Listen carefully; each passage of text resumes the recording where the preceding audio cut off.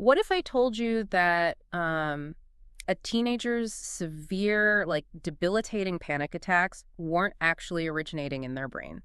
Right, which sounds completely backwards to how we usually think about it. Yeah, totally. Because we always tend to blame mental health crises on, psychological trauma or brain chemistry or just, I don't know, a fundamental lack of willpower. Oh, exactly. The classic just try harder mentality. Right. And you know the feeling, right? Hmm. Waking up completely drained with this heavy, anxious dread just sitting right on your chest. Hmm. And you immediately think, well, I am just not strong enough to handle today. But today, for this deep dive, we are looking at evidence suggesting the root cause of that anxiety might not be in your mind at all, Yeah, it's fascinating. It might actually be sitting right there in your cervical spine. which is just wild to think about. It is a completely counterintuitive premise. I mean, we are so conditioned to separate the mind and the body. We treat mental fatigue and physical discomfort as like two totally different disciplines. Right, like you go to a therapist for one and a chiropractor for the other. Exactly. But the research we are looking at today completely collapses that wall between the two. Which brings us to our actual mission for this deep dive. We are exploring the upcoming book, Children Who Can't Wake Up in the Morning, alongside the extensive clinical notes of its author, Dr. Hashiguchi. His notes are just incredibly detailed. They really are. Our goal is to uncover how subtle, seemingly harmless physical habits, things that start as early as toddlerhood, honestly create this biological chain reaction. A chain reaction that unfortunately eventually manifests as severe anxiety, school refusal, and total autonomic collapse later in life. Yeah. And to really grasp the weight of this, I think we have to look at Dr. Hashiguchi's background first, Mhm. because he is not a psychologist. Right, and he's not a psychiatrist either. He's actually a physical therapist, and he's the head of a specialized neck clinic in Tokyo. Which makes his perspective so unique. Exactly. Over decades of practice, he started observing this undeniable repeating pattern in his patients. People were coming in with severe autonomic nervous system issues.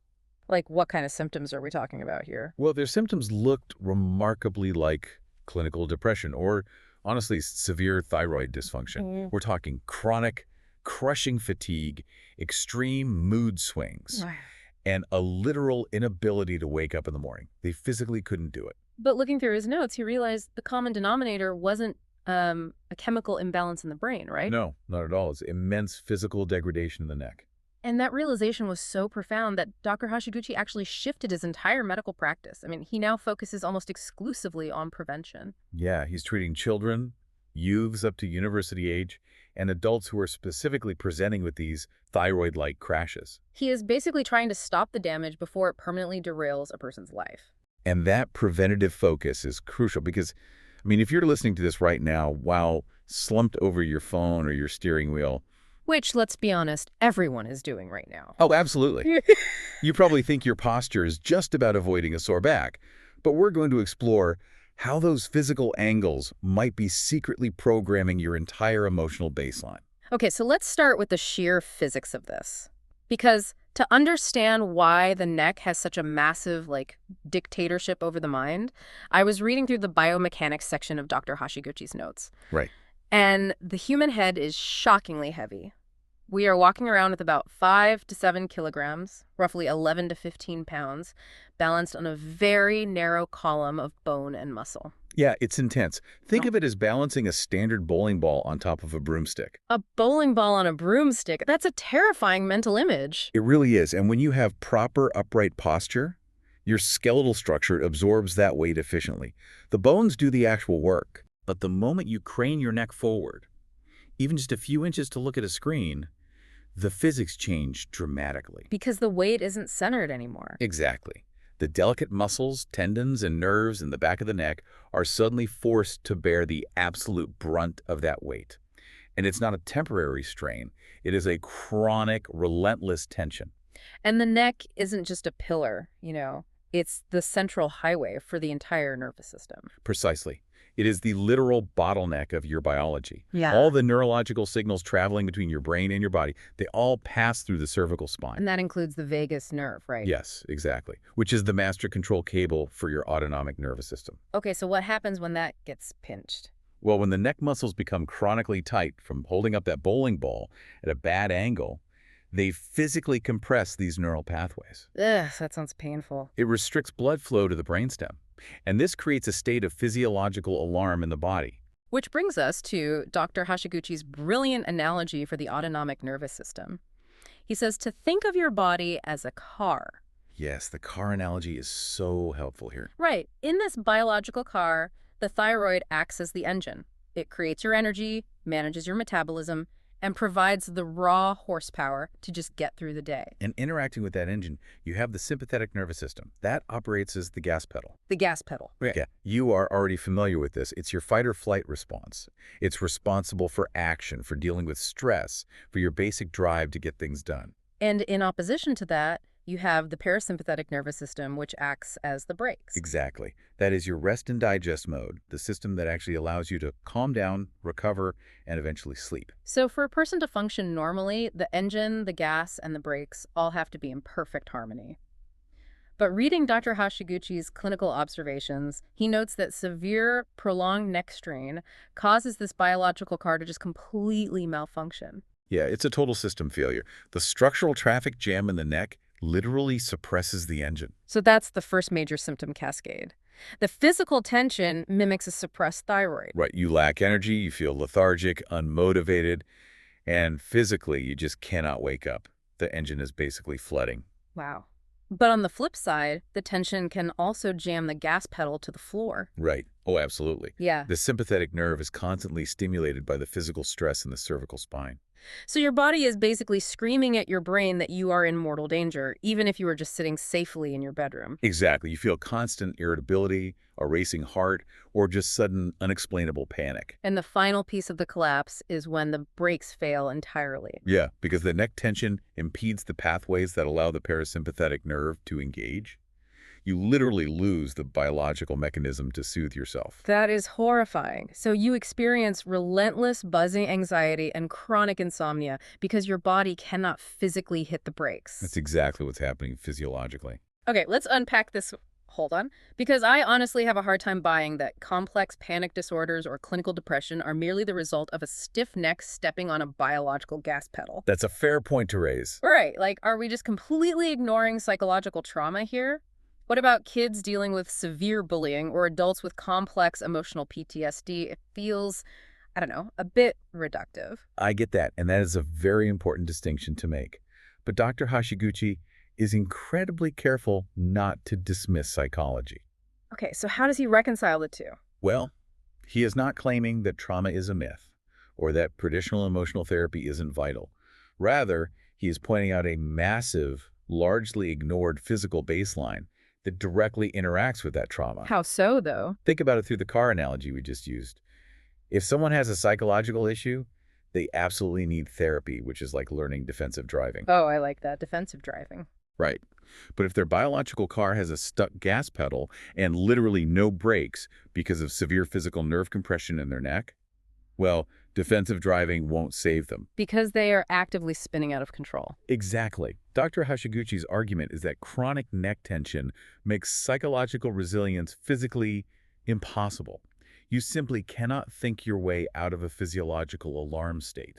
That actually makes a lot of sense. You have to stabilize the hardware before you can update the software. That's a great way to put it. I also noticed in the notes that Dr. Hashiguchi uses this thyroid neck connection as a clinical metaphor, even when standard blood tests come back perfectly clear, which confused me at first. Yes, that's a really fascinating layer to his practice. Because in traditional Western medicine, a doctor usually won't diagnose a thyroid issue unless they see specific anomalies in standard thyroid hormone blood tests. Like your TSH or FT4 levels, right? Exactly.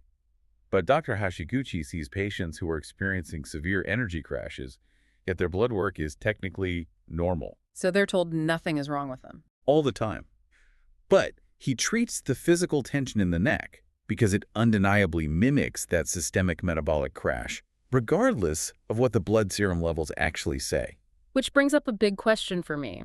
If it takes this immense constant force to damage the neck so badly that it collapses the autonomic nervous system, how are young children and teenagers suffering from this? Right, they haven't been alive long enough. Exactly. They haven't had decades to ruin their posture at a desk job. Well, because it is rarely one massive traumatic injury. Dr. Hashiguchi describes it using his cup of water theory. The silent accumulation, right? Yes, take something like orthostatic intolerance.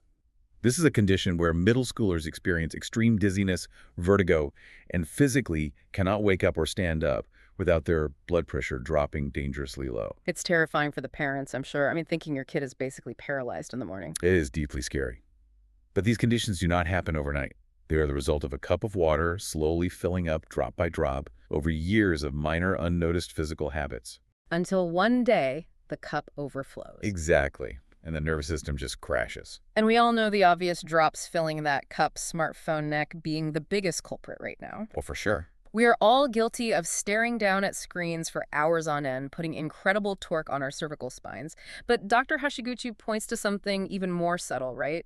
Something we spend a third of our lives doing. Sleeping. Yes, sleeping.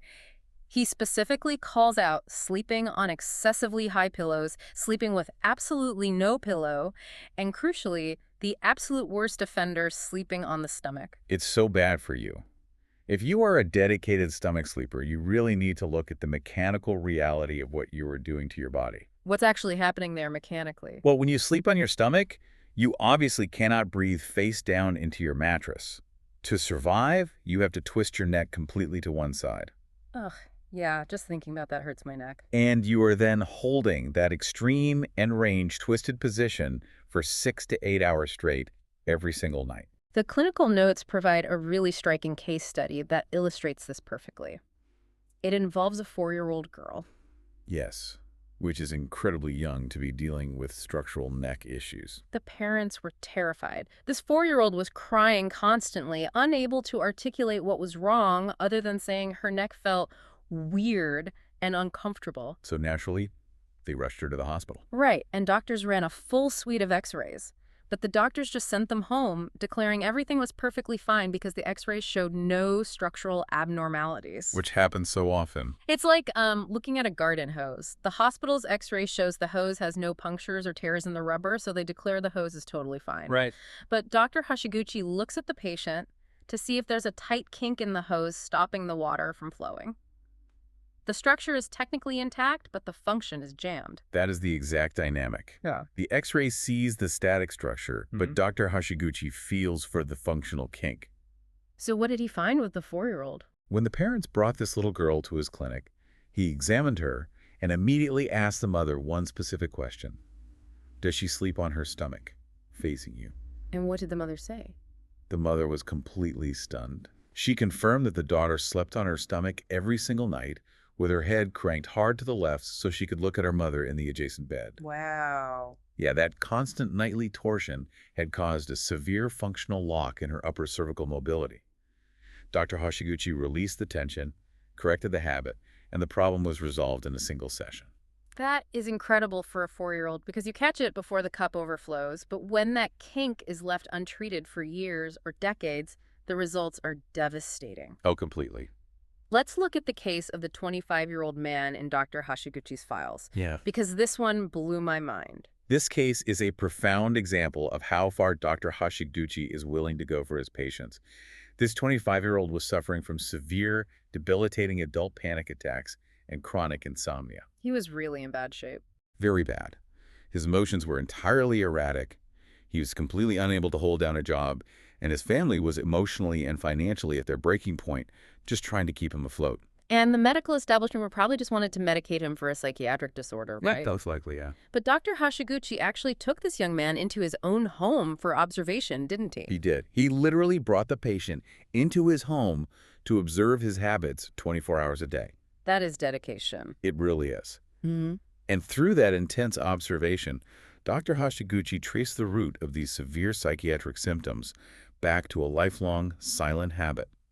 He discovered the young man had a history of middle school truancy, and more importantly, he had slept on unusually high pillows his entire life. So for 2 decades, his chin was essentially jammed into his chest for 8 hours a night. Exactly. That constant severe angle crushed the lower part of his cervical spine, chronically impinging the nerves and leaving his gas pedal stuck to the floor. Wow. The panic attacks were just a physiological cry for help. So Dr. Hashiguchi immediately fixed the pillow height, rebuilt his daily routine, and provided consistent physical adjustments to basically unkink the neck. And the turnaround was staggering. The notes say that within 4 weeks, this man who was crippled by panic attacks was back to working a part-time job and shortly after returned to the workforce full-time. It's an amazing recovery. It really is. Right. So the takeaway here is that parents gently rolling their sleeping toddlers onto their backs at night is actually a potent form of preventative mental health care. Absolutely. By fixing the physical angles early, you stop the cup of water from ever filling up in the first place. But uncrinking the hose, getting the physical alignment right, is only half the equation in Dr. Hashiguchi's methodology, right? But it's just the starting point. He argues that to truly heal from these autonomic crashes, we have to look at how our physical stiffness interacts with our environment. And he lays this out in his clinical formula for recovery, the 50-20-30 rule. Yeah. From his extensive clinical data, he essentially maps out the pie chart of recovery. He assigns 50% to the body. That is the foundational physical posture, the sleeping habits, and the literal alignment of the neck we've been discussing. Yeah. You absolutely have to start there. Right. Then he assigns 20% to movement. And I want to dig into that because he specifically notes that kids who regularly play outside, go for walks, or participate in sports recover from these autonomic crashes much faster than kids who are sedentary. Yes, significantly faster. Why is that? Is it just the endorphins from exercise? No, it's much more mechanical than just endorphins. Movement physically pumps blood through the muscular system, which flushes out the lactic acid and tension held in the neck and shoulders. Oh, so it's a physical flush. Exactly. Furthermore, rhythmic movement like walking naturally stimulates the parasympathetic nervous system. It helps unfreeze a body that is basically locked in a physiological state of terror. Okay, so that leaves the final 30%, which he attributes to mindset. Yes, the mindset piece is crucial. And reading through the sources, this mindset piece in young people doesn't necessarily come from overt trauma. It often comes from a place of deep love, manifesting as intense environmental pressure. Right. Dr. Hashiguchi specifically points to the modern trend of hypervigilant, well-meaning, but overbearing parents. Here's where it gets really interesting, because I imagine this is a tough pill to swallow for a lot of parents listening. Oh, without a doubt. Like, isn't it a bit harsh to tell a loving mother or father that their desire to protect their kid, to keep them safe from the world, is actually causing the child physical, biological harm? It can sound incredibly harsh, which is why Dr. Hashiguchi is very, very careful to emphasize that he is absolutely not blaming parents. Okay, so what is he saying? He recognizes that this behavior is born of profound love and a desperate desire to see their child succeed. However, he is asking parents to understand the actual mechanics of human resilience. Which means what, exactly? Well, when parents constantly anticipate a child's every need, when they snowplow the path to clear every obstacle so the child never fails, or when they rigidly define what the right path looks like, the child learns to constantly suppress their own intuition. Oh, I see. They stop navigating life for themselves and instead spend all their energy just scanning their parents' faces to see if they're doing it right. Exactly. And that emotional suppression is not just a mental abstraction. It carries literal physical weight. How so? The constant people-pleasing, the chronic holding back of true feelings, it physically manifests as rigid tension in the trapezius muscles and the cervical spine. The child is literally bracing themselves against the expectations of their environment. Wow. And there's a really beautiful linguistic detail Dr. Hashiguchi uses to illustrate the healthy alternative to this dynamic. He points out the Japanese character for the word parent. Yes, the kanji. It's so poetic. If you break down the visual components of that specific Japanese character, the literal translation of the symbols is to stand on a tree and watch. To stand on a tree and watch. I love that. Not to chop down the tree for them or build a padded room at the bottom of the tree. Exactly.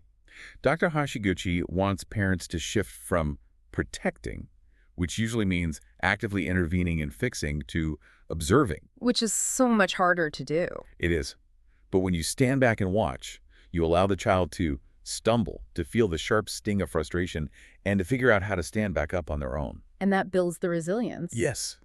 That internal process is what builds true psychological resilience, and more importantly, it releases the physical bracing tension of constantly trying to meet an external expectation. So we know that this blend of physical strain from bad habits and environmental pressure from well-meaning parents causes these crises. The question is, how do we actually fix it in our daily lives? And Dr. Hashiguchi provides some incredibly accessible interventions, starting with the physical stuff. He recommends something called the 12 o'clock stretch. Yes. It is a brilliant, simple counter movement to our hunched-over daily lives. How does it work? You reach both arms straight up above your head, basically pointing to 12 o'clock. Interlock your fingers, take a deep breath in, and as you exhale, you gently extend your neck backward, looking up to a point that feels comfortable. So it just reverses that constant downward smartphone posture. Exactly.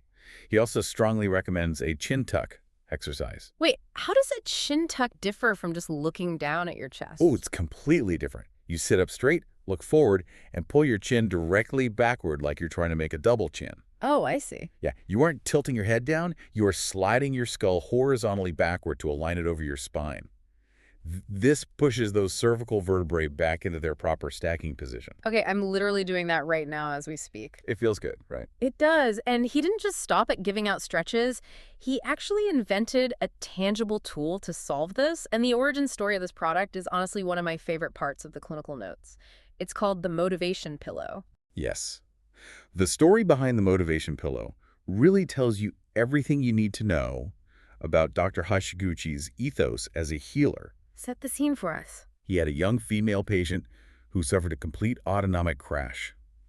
She suddenly couldn't wake up, lost all her energy, and became entirely housebound. So she couldn't even get to him. Right, she was so debilitated she couldn't even make the trip to his clinic for treatment. So if the patient can't get to the clinic goes to the patient. Literally. Dr. Hashiguchi found a block of urethane foam in his clinic, took a standard box cutter, and hand-carved a custom supportive neck device for her to use in her own bed. That's amazing. He sculpted it specifically to correct her alignment while she rested. He just carved it himself and mailed it to her house. He did. And as she used it, day by day, her upper cervical posture began to heal. As the physical impingement faded, her autonomic nervous system finally settled. Her biological brakes started working again. Exactly, which allowed her engine to restart. A few weeks later, she woke up and told her mother she wanted to try going back to school. Wow. She made it through the day, and on her way home, she happily walked right into Dr. Hashiguchi's clinic to report her success. That is just incredible. It was the catalyst for the commercial product. He actually let that young girl name the product herself. She chose Motivation Pillow, and she even picked out the specific color variations that it is sold in to this day. I absolutely love that. Okay, so we have the stretches, we have the motivation pillow to fix the hardware, but Dr. Hashiguchi also prescribes what he calls analog drops to address the software. Yes, analog drops are fascinating. Dr. Hashiguchi believes that our highly digital, hyper-efficient modern lives keep our sympathetic nervous system, the gas pedal, constantly floored. Right, because everything is immediate, urgent, and loud. Exactly. To reset our biology, we need to intentionally introduce single drops of the slow analog world back into our daily routines. So what does a typical analog drop actually look like? They're small, highly intentional acts of presence. For example, he tells patients to get morning sunlight for just 1 minute. Not looking at a phone, just opening a window and feeling the literal air and sun on your face. That sounds nice. He also suggests thanking your ancestors every morning and night. Thanking your ancestors, that seems, I don't know, more philosophical than medical, doesn't it? It is deeply philosophical, but it has a real psychological function. It forces you to recognize that you are part of a massive historical chain of humanity. It takes the intense burning pressure off your individual ego. Oh, that makes sense. Another drop he suggests is cleaning the toilet when your mind is racing with anxiety. Okay. And perhaps his most profound analog drop is the conscious act of yielding to others. So what does this all mean? I completely understand how a hand-carved urethane pillow fixes a neck problem. Right. But how does scrubbing a toilet bowl or letting someone cut me in line at the grocery store fix a physical impingement in my cervical spine? It all connects directly back to the vagus nerve in the autonomic nervous system. When you are rushing, when you are angry, or when your mind is racing to win an argument, your body prepares for conflict. You tense up. Your shoulders rise, your neck muscles tighten, and you enter fight or flight. You're stepping on the gas. Exactly. But Dr. Hashiguchi talks about the necessity of balancing gain with virtue. Game and virtue. Right. Gain is about efficiency, money, being right, and winning. Virtue is about gratitude, compassion, and letting go. When you engage in a mindless physical analog task like cleaning, or when you actively choose to lose a minor argument just to keep the peace, you are consciously disengaging the threat response. You are sending a signal to your brain that says, we are safe. We don't need to fight this. Precisely. You consciously activate the parasympathetic nervous system, you slam on the biological brakes, and when the nervous system realizes it is safe, the muscles in the neck literally, physically relax. The tension just melts away. Yes. So yielding to an aggressive driver in traffic Mm, actually unkinks the hose in your neck. that is just wild. The mind relaxes the neck, but the neck relaxes the mind. It is a constant two-way street. It really is beautifully connected. Well, this has been an incredibly eye-opening deep dive.